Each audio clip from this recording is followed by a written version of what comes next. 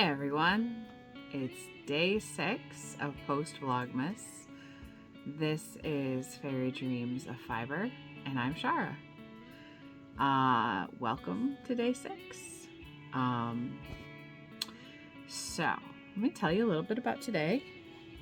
I'm still working on the scarf from yesterday. I made some good progress. I had other plans for this afternoon and what I was going to do in the vlog. This morning we drove out to about an hour and a half, 2 hours away to visit my aunt. She's a great aunt, so she's my dad's aunt. She was around most of my life. She and her husband owned a chocolate shop in Buffalo for many years.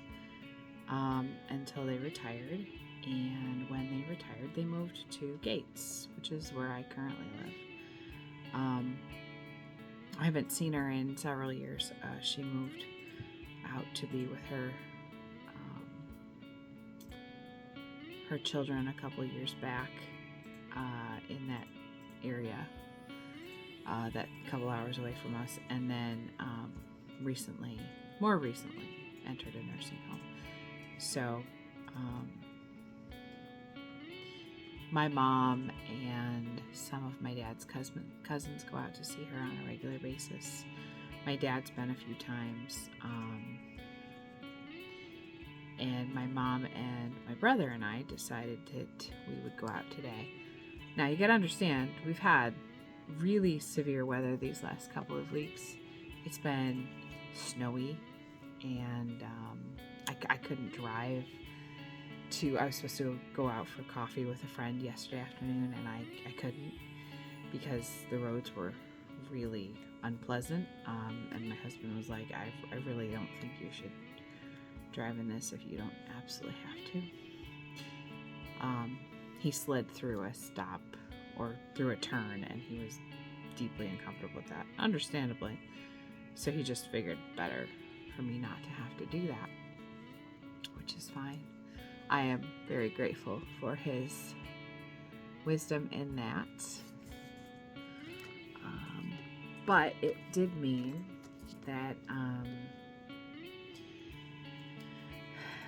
I was pretty vigilant yesterday when I checked the weather about our plans to go see my aunt, and apparently I didn't check it well enough, because we left my house around 10:30. We got to my mom's house about 11, and it was another hour from my mom's house. Whatever the timing was, we got to my aunt at like 11:38.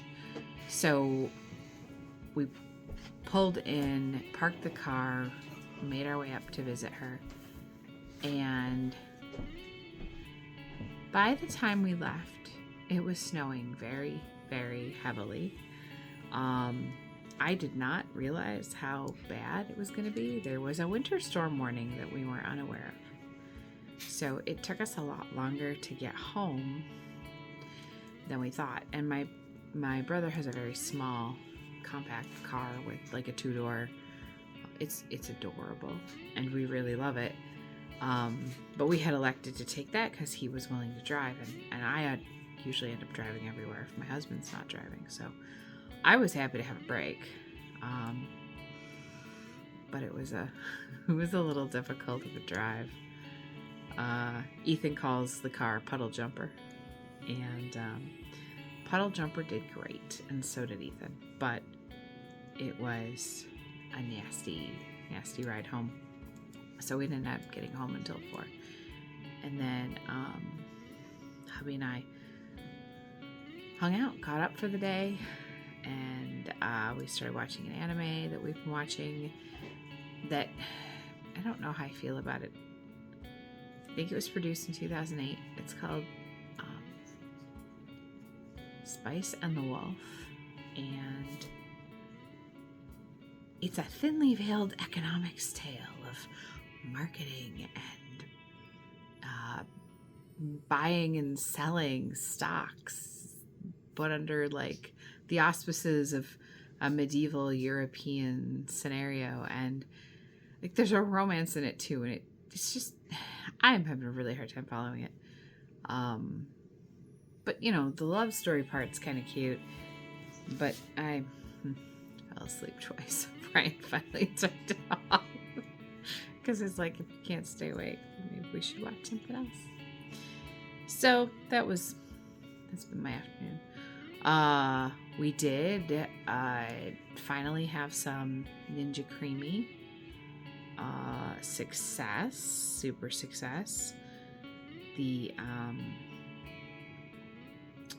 I went out and got the ingredients to make one of the recipes as per written, the recipe book, and that worked out really well. And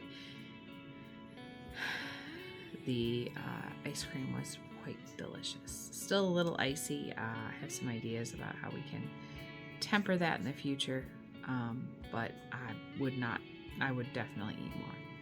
We shared a pint, so, or whatever the cup thing I have is. That was cool. And Brian actually ran the thing, because when I initially woke up, I was a little disoriented. I hadn't slept for long, but apparently I'm just really tired. I think not white knuckling it in the snow while someone else is driving is still pretty tiring. So that wasn't my favorite thing to do, but I'm really glad I got to see my aunt again. She turned 99 in June and will be 100 this coming June. Mom said she was doing really well today, and that it was maybe the best she had seen. And that's really encouraging. I hope that I will be as loving and thankful and aware when I am, if I make it to 99, as my aunt is. And my Aunt Hazel was a knitter. Always was a knitter. She very much encouraged me in my knitting, learning, and habits. But I thought, in honor of Aunt Hazel and some of her siblings, I guess my Aunt Hazel had 8 siblings, so there were 9 of them, children. I hadn't realized there were quite that many. I don't believe I met all of them when they were still with us. I know a couple of them passed away. Like, my grandfather died when I was very, very young. I was like 10 months old, so I met him, but I don't remember it. So it's very likely that there's others that I missed meeting as well. But my knitting story. So I was in the 4th grade in 1991, and the upstate New York area, particularly in the Rochester, I think it was Buffalo and Syracuse too, but it was 1991, so I don't remember. I could look it up, but I'm not going to. We woke up one snowy day in March, and the electric was off in the house. And what I do remember is being astonished. It was absolutely beautiful outside. Everything was covered in this gorgeous sheet of ice. All the trees was just coated straight down. If there were pieces of grass or things that hadn't gotten cut down from the summer that were still up, they were standing upright, covered in ice. It was just like the Snow Queen story in real life. Unfortunately, it also meant that all of the power was out for the whole region, everywhere. So we went to an aunt's house who had an electric generator, and we stayed with her for the week. Her and her husband, I think her kids, I think my cousins might have been moved out for college at that point, but I don't remember for sure. I do remember sleeping on multiple mattresses on the floor, probably pallets. I think there were several families staying with her. And I remember being bored out of my mind because there was no TV. There was no electricity.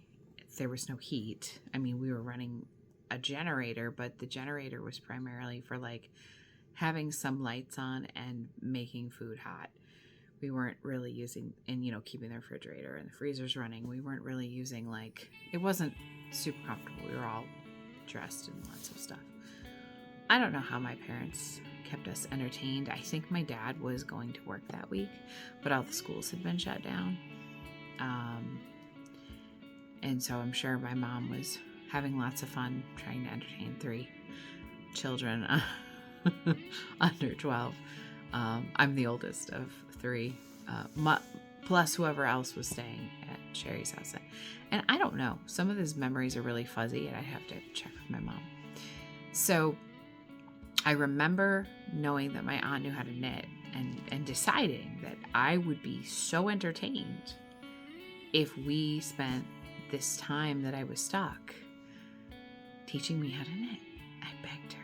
I'm sure I begged her more than once. And, she was very apologetic that she could not fulfill my wish.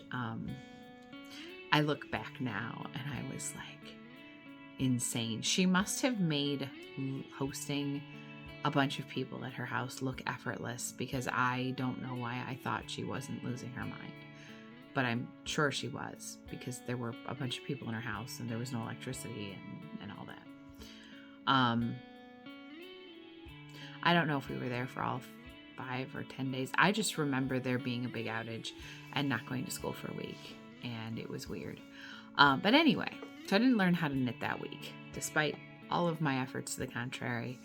My aunt invited me over the middle of later that year in the summer. And I had been playing with a friend all day.